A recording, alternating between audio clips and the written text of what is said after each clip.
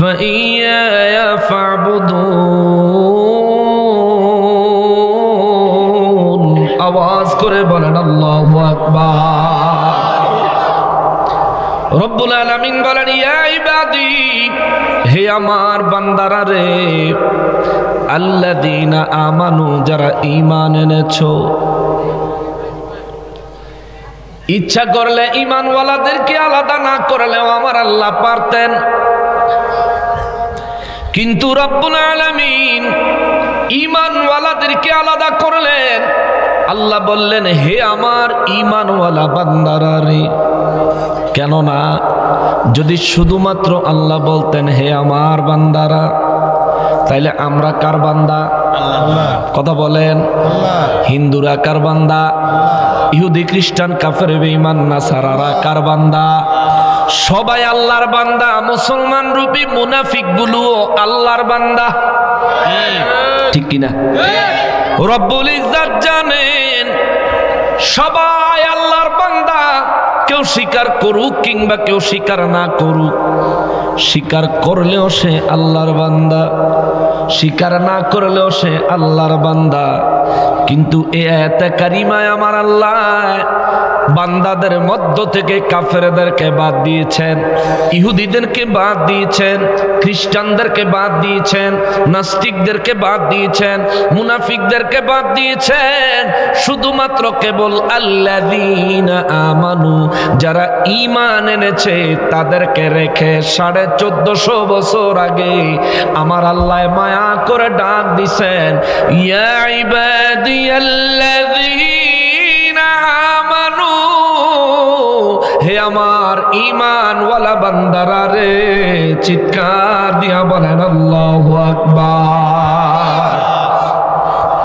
আরে ভৈরবের মানুষ, এবার জবান খুলে বলেন আমরা ঈমানওয়ালা না ঈমান হারা? জোরে বলেন ঈমানওয়ালা না ঈমান হারা? আমরা যেহেতু ঈমানওয়ালা বান্দা, 1450 বছর আগে আমার আল্লাহ যখন ডাক দিয়েছেন হে আমার ঈমানওয়ালা বান্দারা রে, 1450 বছর আগে দুনিয়ায় আমি আসি নাই, কিন্তু দুনিয়ায় যে আসবো এই কথা আমার আল্লাহ জানতেন কি জানতেন না? 1450 বছর আগে আল্লাহ আমাকে, আপনাকে, আমাদের সবাইকে হিসাব করে একসাথে বলেছেন ইয়া ইবাদিয়াল্লাযীনা আমানু, হে আমার ঈমানওয়ালা বান্দারা। চিৎকার দিয়া বলেন সুবহানাল্লাহ। রব্বুল ইজ্জত কত মায়া করে ডাক দিছেন, অথচ আমরা ঈমানদার, আমরা গুনাহ করিনি। জোরে বলেন, আমরা পাপ করিনি, মিথ্যা কথা বলিনি, ওজনে ব্যবসায়ীরা কম দেয়নি, টুপি মাথা দিয়েও ওজনে কম দেয়, আবার কেউ ওজনে ঠিক দিলেও পচা জিনিস ঢুকাইয়া দেয়, আছে না? হ্যাঁ মুসলমানের, আমরা যত নেক আমল করি সমস্ত নেক আমলগুলি দেখেন কে? যদি গুনাহ করি দেখে কে? দেখেনি। গুনাহ দেখে, পাপও দেখে, তাহলে কোন সাহসে গুনাহ করেন? একটা বার নিজের প্রশ্ন করেন না, কোত্থেকে আসলো আপনার এত হিম্মত? কোত্থেকে আসলো এত সাহস আপনার? এই দুনিয়ার মালিক কি? বিশ্বাস হয়নি? আয়াতের পরের অংশে আল্লাহ কয় ইন্না আরদি ওয়াসিআতুন, আওয়াজ করে বলেন আল্লাহু আকবার। রব্বুল আলামিন বলেন হে আমার ঈমানওয়ালা বান্দারা রে, নিশ্চয়ই নিশ্চয়ই আমি আল্লাহ আমার এই জমিনকে প্রশস্ত করেছি। সুবহানাল্লাহ। এই জমিন কার? জোরে বলেন এই জমিন কার? এই জমিন প্রশস্ত করেছেন কে? আল্লাহ কয় ঈমানওয়ালারা এই জমিন আমি আল্লাহ প্রশস্ত করেছি। জমিনের মালিক আমার আল্লাহ, এই জমিনের উপর যত নেয়ামত রাজি আছে সমস্ত নেয়ামত রাজির মালিক কে? প্রত্যেক মুহূর্তে আমরা যে নিঃশ্বাস নেই, নিঃশ্বাস নেওয়ার সঙ্গে যে অক্সিজেন গ্রহণ করি, এই অক্সিজেনের মালিক কে? আমরা যে ছাড়ার সময় কার্বন ডাই অক্সাইড ছাড়ি, এটার মালিক কে? নিঃশ্বাস নিলাম কিন্তু ছাড়ার ক্ষমতা কার হাতে? কার কার কার হাতে? নিঃশ্বাস নেওয়ার ক্ষমতা আমার আল্লাহর হাতে, নিঃশ্বাস নেওয়ার পর ছাড়ার ক্ষমতা আমার আল্লাহর হাতে। যেই ব্যক্তি নিঃশ্বাস নিছে কিন্তু ছাড়ার ক্ষমতা আল্লাহ যারা দেয় নাই, ওই ব্যক্তির দুনিয়ার থেকে খরচ হয়ে গেছে। ঠিক কিনা? হায়াত ফুরাইয়া গেছে। তারে আর কেউ ভোটার হিসাবে গণে না, তারে কোনো সন্তান আর আব্বা ডাকে না, কোনো বিবি তারে তার স্বামী, তার বর্তমান স্বামী বলে আর স্বীকৃতি দেয় না। বিবি বলে আমার মৃত স্বামী, পোলায় কয় আমার মৃত বাবা। মুসলমানের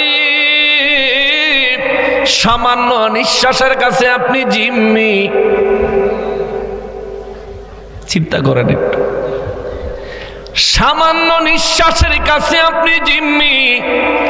আপনি বাড়ি গাড়ি ধন সম্পদ পাওয়ার ক্ষমতা, কত কিছুর চিন্তা আপনি করলেন, মাগার নিঃশ্বাস বন্ধ হলে যার দরবারে হাজির হতে হবে, রোজ হাসরে যার সামনে নিজের পুরো জিন্দেগির আমলের হিসাব দিতে হবে, ওই রব্বুল ইজ্জাতের দরবারে আপনার জীবনের হিসাব দেওয়ার মতন কোনো হিসাবই আপনি তৈরি করেন নাই, আপনি চিন্তাই করেন নাই, আপনার মাথায় এটা আসেই না। আপনি যে ঈশান নামাজ পড়েন নাই, রব্বুল ইজ্জাত আপনার হাসরের ময়দানে দাঁড় করাইয়া সর্বপ্রথম নামাজের কথা জিজ্ঞাসা করবে। ওই জিজ্ঞাসা করলে আপনাকে জবাব দিতে হবে, আপনাকে জবাব দেওয়াই লাগবে, দেওয়াই লাগবে, দেওয়াই লাগবে। আজকে যদি কোর্ট থেকে ভৈরব থানায় আপনার বিরুদ্ধে একটা ওয়ারেন্ট আসে, আপনি থানায় যোগাযোগ করবেন, উকিলের সাথে যোগাযোগ করবেন, কোর্টে যাবেন, কে মামলা করলো তার সঙ্গে যোগাযোগের চেষ্টা করবেন, কোনো না কোনোভাবে জামিন নেওয়ার জন্য পাগল পারা হয়ে যাবেন। যদি জামিন না নেন, বাড়িতে আইসা পুলিশ আপনারে গ্রেফতার করব। ও মিয়া, এই দুনিয়ায় যদি আপনি গ্রেফতার হন, আপনি গ্রেফতার হওয়ার পরেও জামিন নেওয়ার সুযোগ আছে, গ্রেফতার হওয়ার পরেও আপনার মামলার শুনানি হবে বারে বারে বারে বারে বারে বারে। এ মুসলমানের রোজ হাসরের ময়দানে যখন আপনি দাঁড়াবেন, জীবনের সমস্ত আমলের হিসাব দেওয়া লাগবে। যদি একবার চিন্তা করেন হাসরের ময়দান থেকে বের হয়ে আসি, দুনিয়াতে আইসা আবার নতুন করে আমল আখলাক করে রোজ হাসরে আল্লাহর দরবারে দাঁড়াই, বলেন এমন কোন সুযোগ পাইবেননি?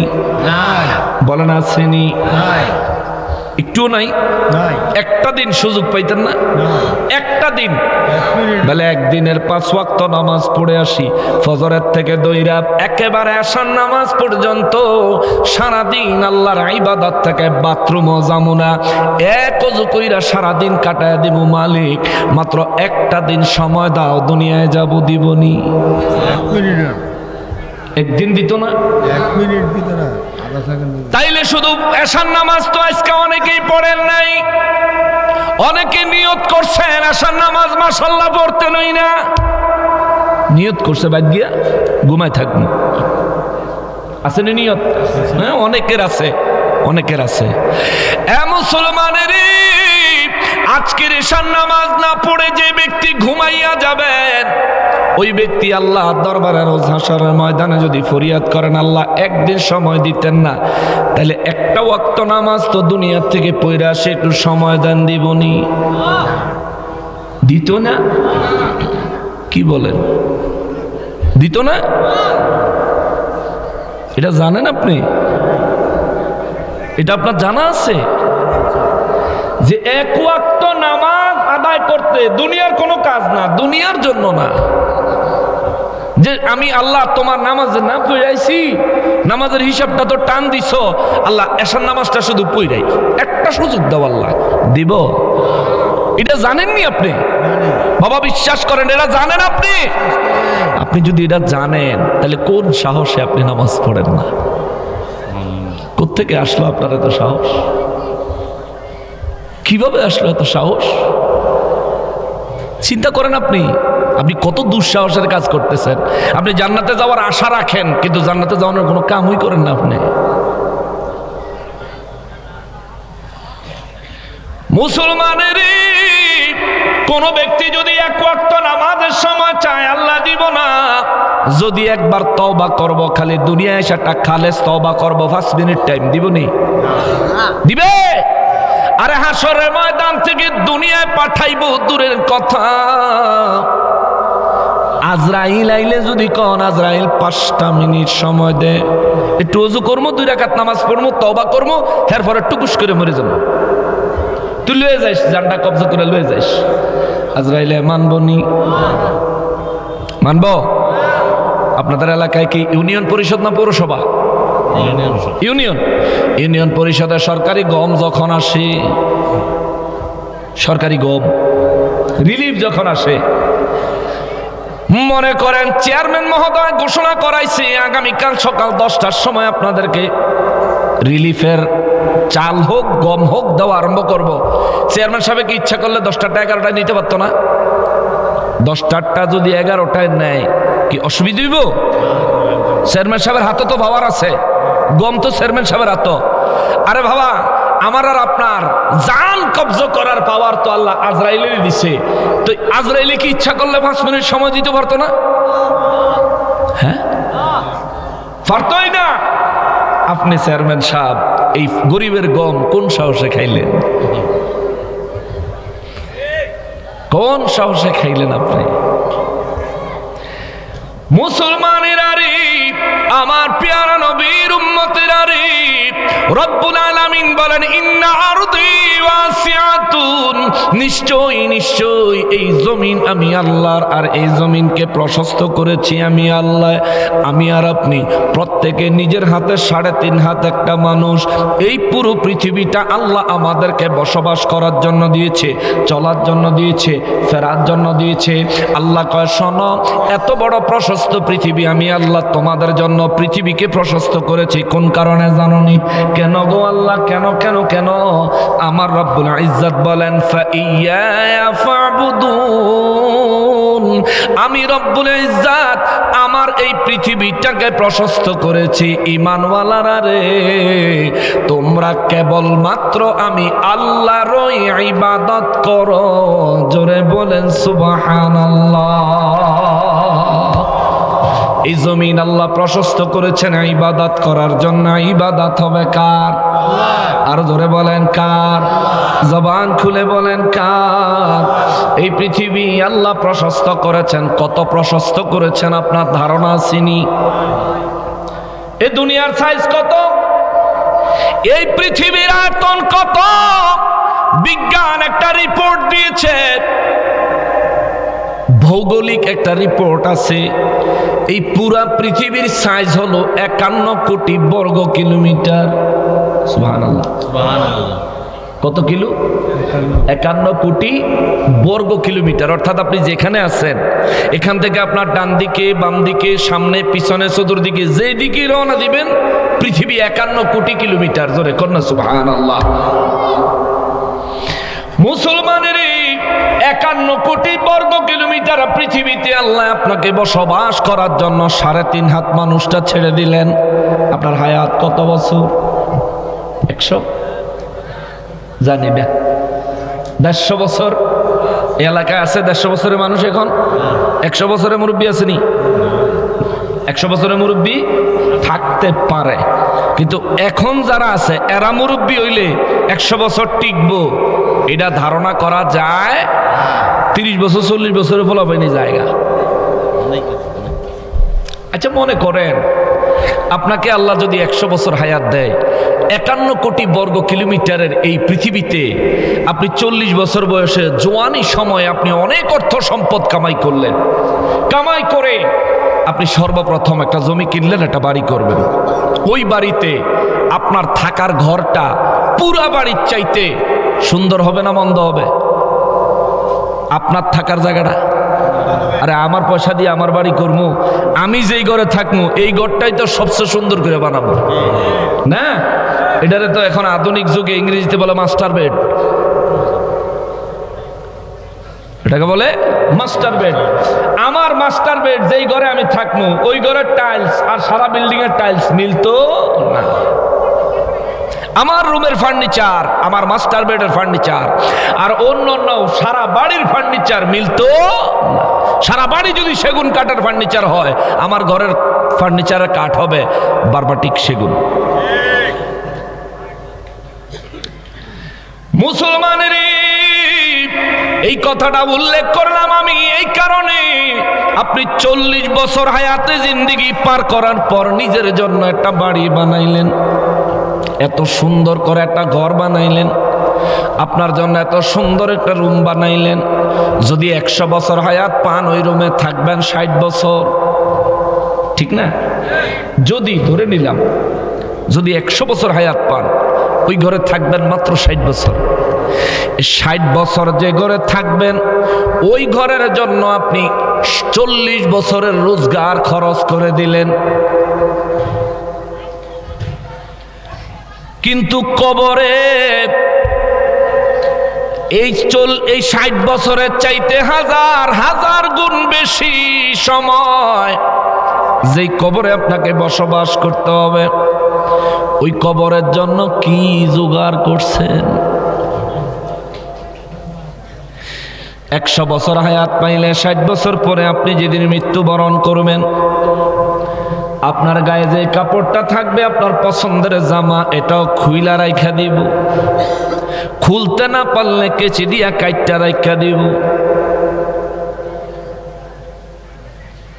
মুসলমানের কবরের জিন্দেগি বড় না হায়াতে জিন্দেগি বড়? কোন জীবন বড়? একটা বাস্তব এক্সাম্পল দেই হাদিস শরীফ থেকে। নবী রাহমাতুল লিল আলামিনের দপ্তরে প্রশ্ন করা হলো, নবী গো, ও রাহমাতুল লিল আলামিন, এই দুনিয়ায় প্রত্যেকটা মানুষকেই কি কবরের জিন্দেগি পার করা লাগবে? আমার নবী বললেন, হ্যাঁ, প্রত্যেকটা মানুষকেই কবরের জীবন পার করতে হবে। হুজুর, কার কবরের জীবন কতটুকু হবে?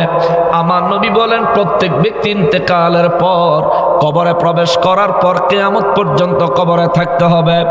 নবী গো নবী, ইসরাফিল ফেরেশতা যেদিন বাঁশি ফু দিব গো নবী, কিয়ামত যেদিন আরম্ভ হয়ে যাবে, ওই দিন সর্বশেষ যেই মানুষটা মারা যাবে, ও দয়াল নবীজি, ওই মানুষটাকেও কি কবরের জিন্দেগি পার করা লাগবে? আমার নবী বললেন, হ্যাঁ, তার জন্য কবরের জিন্দেগি আছে। ইয়া রাসূলুল্লাহ সাল্লাল্লাহু আলাইহি ওয়াসাল্লাম, নবী গো, ওই মানুষটাকে গোসল দেওয়ার, কাফন দেওয়ার, জানাজা দেওয়ার, দাফন দেওয়ার মতো মানুষ এই জমিনে আর নাই, কারণ তিনি হলেন সর্বশেষ মৃত্যুবরণ করা ব্যক্তি। ও নবী, তবু কি তার জন্য কবরের জিন্দেগি আছে? আমার নবী বললেন, হা হা হা, তবু তার জন্য কবরের জিন্দেগি আছে। ইয়া রাসূলুল্লাহ, ওই মানুষটা কতদিন কবরে থাকবে? আমার নবী বললেন, 40,000 বছর। আল্লাহু আকবার! কত বছর? 40,000 মতো। আপনি যদি এই পৃথিবীর সর্বশেষ মৃত্যুবরণ করা লোক হন, সর্বশেষ একেবারে লাস্ট ব্যক্তিও যদি হন, তাইলে আপনার কবরের জীবন কত বছর? জোরে বলেন, কত বছর? ওই 40,000 বছর কবরে, 50,000 বছরের সমান লম্বা এক দিন হইল হাসরে, 30,000 বছরের সমান লম্বা এক পুলসেরাতের পোল, পুলসেরাতের পুলে 30,000 বছর। এরপরে পার হইলে জান্নাতি হইলে জান্নাতে যাইবেন, আর নাহলে মাঝখান থেকে খরচ হইয়া জাহান্নামে পড়ে যাবেন। আমার তো দূর, আমিও আমার না।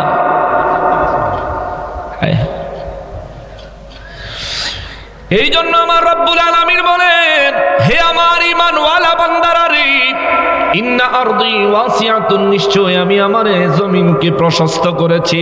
মাস্তানি, চুরি, ডাকাতি, বদমাইশি, মন্দিরে গিয়া পাহারাদারি, এ সমস্ত কুকর্ম করার জন্য নয়।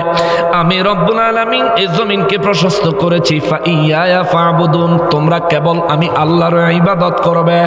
আর জমিন আমি প্রশস্ত করছি শুধুমাত্র এই জন্য তোমরা আমি আল্লাহর ইবাদত করবা, তা না, তা না। আল্লাহ বলেন, কুল্লু নাফসিন যায়িকাতুল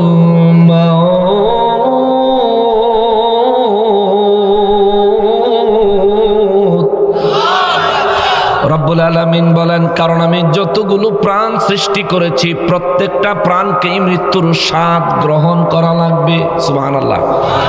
আপনার প্রাণ আসেনি, তাহলে মৃত্যুর স্বাদ আপনার জন্য বাজেট আসেনি, আসেনি। মৌতের স্বাদ সবার জন্য একরকম নয়। আমার নবী বলেন, গুনাহগার, কাফির, মুনাফিক, বেঈমানের জন্য মওত হলে এত কষ্টকর, জীবন্ত বকরির গায়ের থেকে চামড়া টাইনা খুলে ফেললে বকরির যত কষ্ট হবে, গুনাহগার, মুনাফিক, কাফির, বেঈমানের জন্য মৃত্যুর কষ্টটা হবে তার চাইতেও ভয়ঙ্কর। আল্লাহু আকবার। আপনি এত কষ্টের মৃত্যু চান? চান?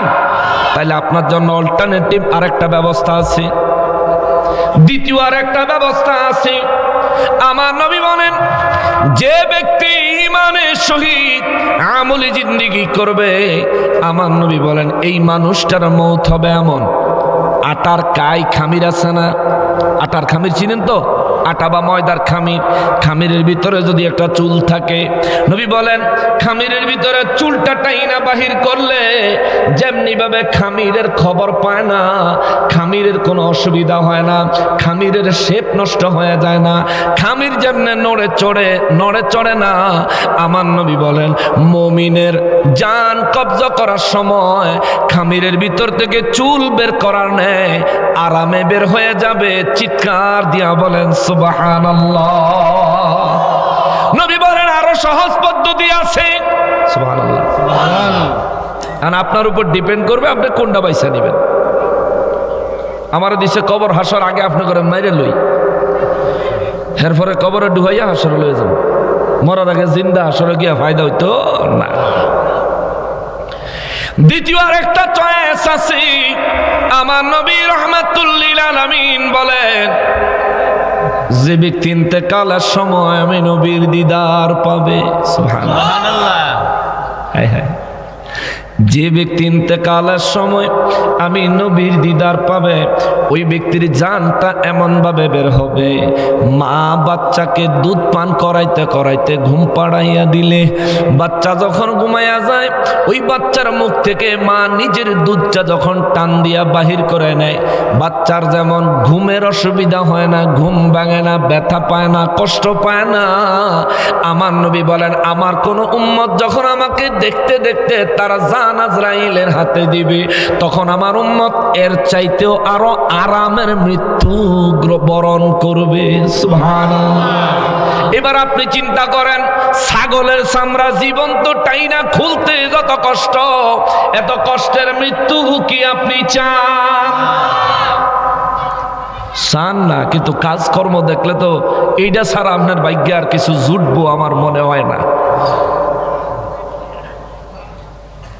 শুধু আপনার ক্ষেত্রে না, আমি নিজের কথা যদি বলি, নিজেও এই ধরনের আসামি। দয়া চাই কার কাছে? রহমত চাই কার কাছে? জীবনের সমস্ত গুনাহগুলো ক্ষমা চাই কার কাছে? আল্লাহ ওয়াদা করি আর জীবনে গুনাহ করব না। জোরে বলেন আমিন।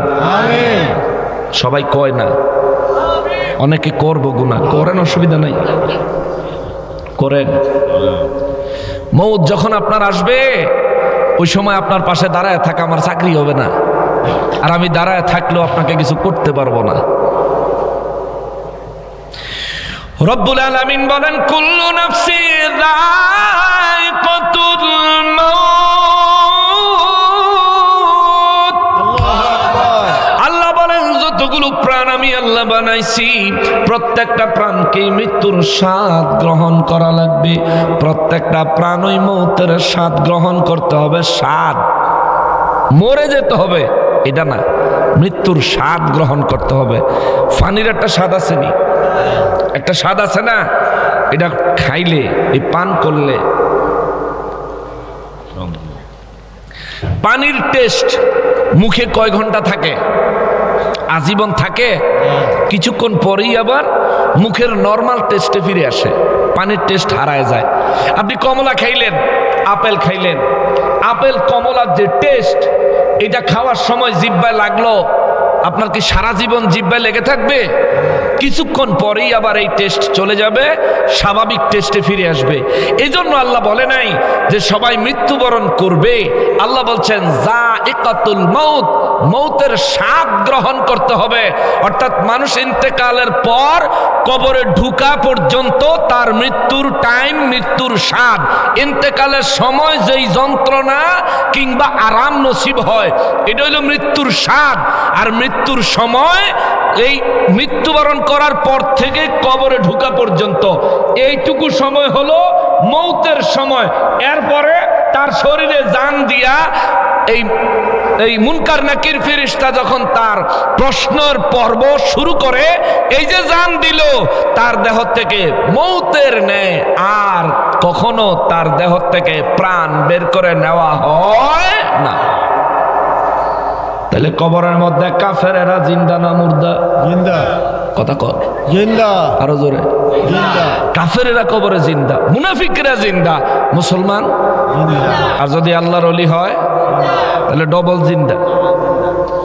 হায় হায় মুসলমানের আমার পেয়ারা নবীর উম্মতেরা রে, খোদ রব্বুল আলামিন সূরা বাকারার 154 নম্বর আয়াতে, সূরা আলে ইমরানের 169 নম্বর আয়াতে, দুই আয়াতে আল্লাহ ডাইরেক্ট বলেছেন বাল আহিয়াউন, আমি আল্লাহ স্বীকৃতি দিলাম বরং আমার পথে জীবন দেনেওয়ালারা জিন্দা।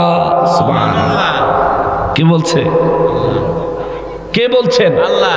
আল্লাহ। আপনাদের কষ্ট হইতেছে, একটু কোরআন হাদিস শুনতে একটু কষ্ট হইবই। এখন আবার একটু গজল টজল গাইলে আপনাকে ভালো লাগবে, এটা জানি। গজলের হুজুর আছে, আইব সিরিয়ালে। আমি ওয়াজের ভিতরে বাবা গজল গাই না। রব্বুল আলামিন বলেন কুল্লু নাফসিন যায়কাতুল মাউত, যতগুলো প্রাণ আমি আল্লাহ সৃষ্টি করেছি প্রত্যেকটা প্রাণকে মৃত্যুর স্বাদ গ্রহণ করতে হবে। আল্লাহ কয় এর লিগে তোমরা ফাইয়া ফাবুদুন, তোমরা আমি আল্লাহর ইবাদত করবা, কারণ মরণ লাগবে। সুবহানাল্লাহ কর, কারণ মরণ লাগবে। এখন আপনার মরণ লাগবে নি? ভৈরবের কি সবাই মরণ লাগবো? দুই একজন নাম লইতো না? এখানে যারা আছেন, আমগো সভাপতি সাহেব তো সম্মানীয় মানুষ, আজকের মাহফিলের সভাপতি সাহেব, ওনারও কি মরণ লাগবো? লাগবো। মৃত্যু থেকে পালানোর কোনো সুযোগ নাই। নাস্তিক আল্লাহকে বিশ্বাস করে না, কিন্তু মৃত্যুকে অস্বীকার করার সুযোগ নাই। হায় হায় হায় মুসলমানেরা রে, আমার পেয়ারা নবীর উম্মতেরা রে, আমার রব্বুল ইজ্জত বলেন এ ঈমানওয়ালা বান্দারা রে, তাম পৃথিবী প্রশস্ত করেছি, তোমরা কেবল আমি আল্লাহর জন্য ইবাদত করবা। কেননা এই পৃথিবী যদি ইবাদত বন্দেগী করে, এই পৃথিবীতে যদি তোমার হায়াতকে অতিবাহিত না করো, কুল্লু নাফসিন যায়কাতুল মাউত, মনে রাখবা তোমার হায়াতের বাজেটের একটা লিমিট আছে। হায়াতের লিমিট যখন শেষ হয়ে যাবে রে, এক মুহূর্ত সময় অতিরিক্ত পাবা না, তোমাকে মৃত্যুর স্বাদ গ্রহণ করতে হবে। শুধুমাত্র মরবে এই জন্য ইবাদত করবা তা না। আমার রব্বুল ইজ্জত বলেন সুম্মা ইলাইনা তুরজাউন।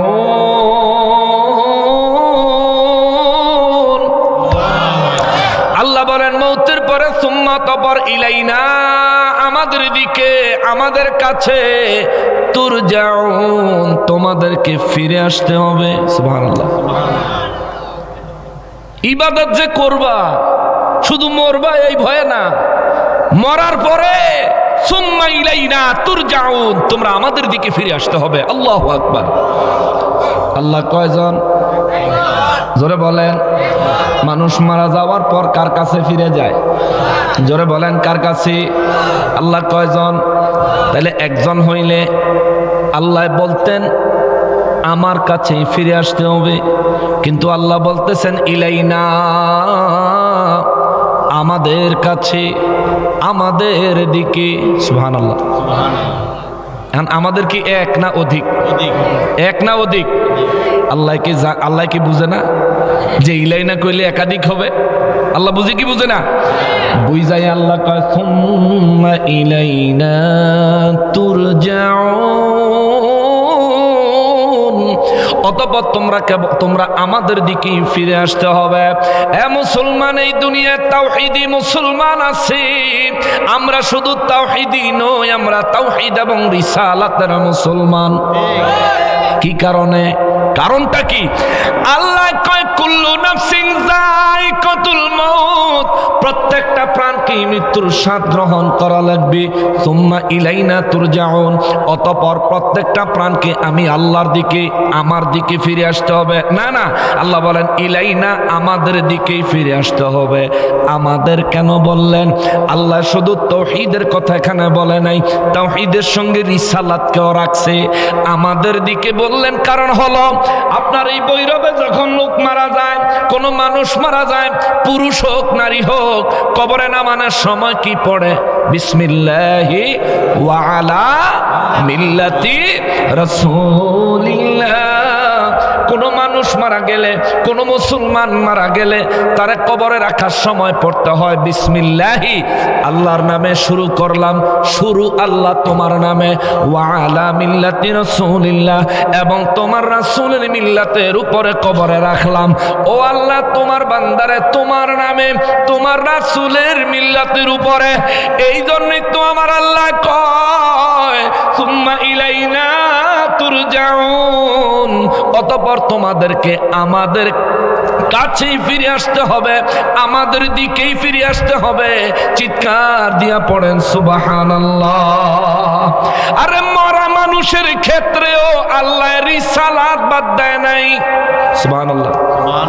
আর এখন কিছু জিন্দা মানুষ আছে, এরা নারে তাকবীর ভালো লাগে, নারে রিসালাত ভালো লাগে না, আসেনি?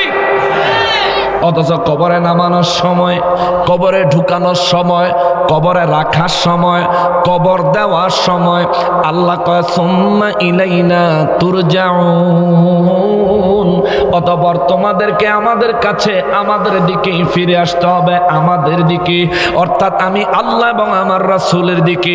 এরে মুসলমানের, যারা তাওহীদের স্লোগান দেয় কিন্তু রিসালাতের স্লোগান দিতে চায় না, ওদের কবরে প্রশ্ন হবে তিনটা, আমাদের কবরেও প্রশ্ন হবে তিনটা। ওই তিন প্রশ্নের মধ্যে ফাইনাল প্রশ্ন, সর্বশেষ প্রশ্ন, যেই প্রশ্নের উত্তর দিতে না পারলে জাহান্নাম, উত্তর দিতে পারলেই জান্নাত নসিব হবে। ওই প্রশ্ন কি আল্লাহকে নিয়ে না নবীকে নিয়ে? ওইটা কি তাওহীদের প্রশ্ন না রিসালাতে? কবরের নামানোর সময় রিসালাত লাগছে, কবরের আযাব থেকে বাঁচার জন্য রিসালাত লাগবে। তুমি দুনিয়ায় রিসালাত বাদ দিছ, কবরে গিয়া রিসালাতের প্রশ্নের উত্তর দিতে পারবা? তোমারে কে কইছে? ঠিক কিনা বলেন? কে বলছে তোমারে? দুনিয়ায় তুমি সুযোগ পাইলেই নবী বাদ দাও, সুযোগ পাইলেই রাসূল বাদ দাও। আরে বিশ্ব সমূহের নবী আল্লাহ বলেছে, কিন্তু তুমি বিশ্ব নবী, বিশ্ব নবী, বিশ্ব নবী কে কিয়ামত করে বলাও। এ বেটা, আল্লাহর কুল কায়নাতের রব হলেন আল্লাহ, আর কুল কায়নাতের নবী হলেন আমার রাসূলুল্লাহ। কথা বলেন ঠিক কিনা? আল্লাহু আকবার। ইয়া রাসূলুল্লাহ সাল্লাল্লাহু আলাইহি ওয়াসাল্লাম, ইয়া রাসূলুল্লাহ। কষ্ট হয়ে যেতেছে আপনার? না না, ভালো লাগে। হ্যাঁ, আমার টাইম আছে 3 মিনিট। না, বেশি দীর্ঘকরণ যাইতো না। শোনেন বাবা, আমি আয়াতে কারিমার উপর কথা বলে শেষ করব। আমার যদি একটু সময় দেন আর কি, একটু বেসুরা বেসুরা ওয়াজ আর কি, আমার সুরটুর বেশি ভালো না।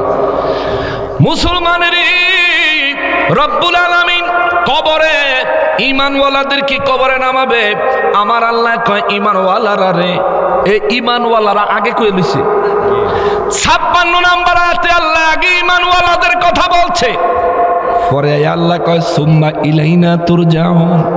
এই ঈমানওয়ালারা, তোমরা যদি ইবাদত করো আমি আল্লাহর সন্তুষ্টি যদি হাসিল করতে পারো, সুম্মা ইলাইনা তুরজাউন, অতঃপর তোমরা আমাদের কাছেই, আমি আল্লাহ এবং আমার রাসূলের কাছেই ফিরে আসতে হবে। সুবহানাল্লাহ। শুধুমাত্র ঈমানওয়ালারা। আর যখন মুনাফিকরে কবরে রাখবে, দোয়া হবে বিসমিল্লাহি ওয়া আলা মিল্লাতি রাসূলিল্লাহ, দোয়া হইব, কিন্তু আল্লাহর রাসূলের মিল্লাতের উপর তার কবরে নামা হবে না। প্রশ্ন হবে ওয়া মান নাবিয়ুকা, অথবা প্রশ্ন করা হবে মা কুনতা তাকুলু ফি হাক্কি হাযা রাজুলুল্লাযী বুইসা ফীকুম, ওই যে ব্যক্তি দেখা যায়, ওই ব্যক্তি সম্পর্কে দুনিয়ায় তুমি কি বলতা? মা কুনতা তাকুলু, দুনিয়ায় তুমি কি বলতে?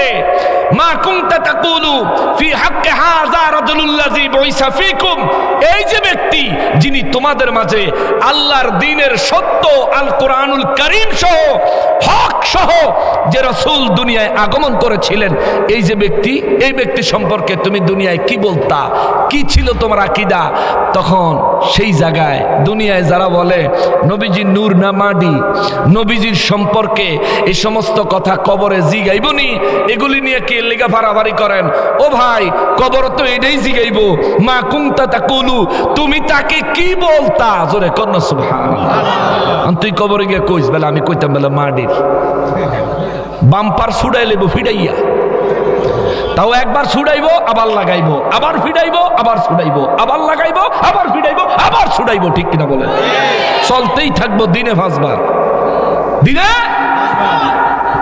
কবরের আযাব যখন আরম্ভ হবে, একজন ব্যক্তিকে কবরের ভিতরে তার পুরা দেহটা দৈনিক 5 বার ধ্বংস হবে, আবার 5 বার আমার আল্লাহ সৃষ্টি করবে। জোরে বলেন আল্লাহু আকবার। আমার বিশাল মেয়াদ শেষ। নারায়ে তাকবীর, নারায়ে রিসালাত, নারায়ে রিসালাত। কি আসতেছে? আমজাদ হোসেন জালালী সাহেবের আগমন।